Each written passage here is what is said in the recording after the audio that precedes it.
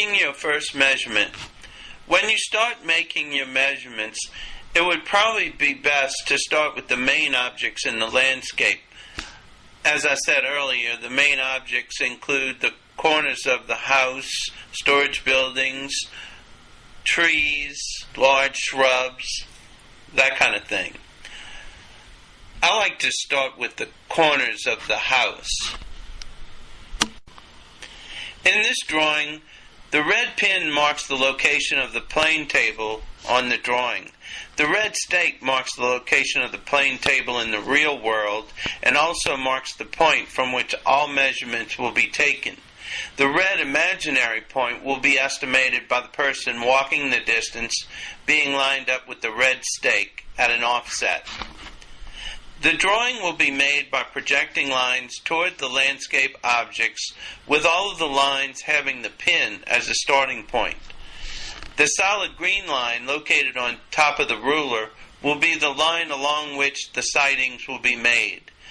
The ruler is moved so that the blue line hidden is up against the red pin. The distance will be scaled along this dashed blue line.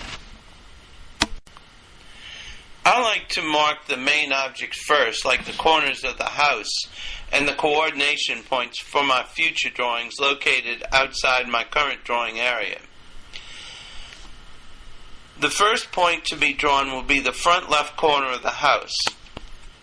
At this point in time, you will have to decide whether you want to make the measurements by the tape measure method or by the average step method. The tape measure method would be more accurate, but the average step method would be faster and easier if no assistant is available. Of course, a laser measurer could be used, but here we are staying with the simpler tools. Note that for the tape measure method, the tape measure is shown here represented by the purple highlighted line. For the tape measure method, insert a screwdriver through the end of the tape measure and into the ground near the red stake. Have the assistant read the tape measure where it lines up with the corner of the house. Sight along the green sight line, holding the scale ruler against the red pin. Mark the 42-foot distance on the scale ruler along the blue hidden line. Draw a dot at that point and label it corner of house. Note that for the average step method, the walking path is represented by the dashed orange line.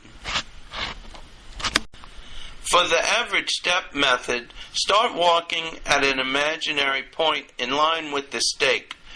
When you reach a point in line with the corner of the house, note the number of steps that you took. To check yourself, walk the distance back to the red stake, noting if the number of steps correspond with your initial amount of steps.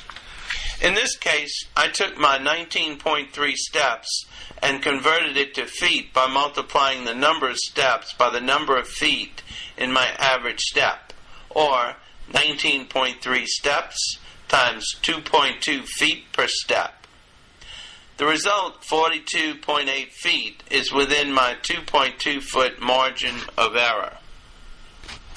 I'm going to sight the top edge right at the corner of the house. I'm going to keep the ruler at that same angle as the way I sighted it to the house. And from the pin, I'm going to mark a point along the ruler so that I can locate what direction my ruler was pointing in. I'm going to ask my assistant to give me a reading to the house corner, which in this case is 42 feet. Okay, so I lined up the 42 feet with the pin. I have my ruler in line with the direction I marked, and then at the 0 point, I actually locate, that's where the corner of the house is on the drawing. That's where the corner of the house is on the drawing.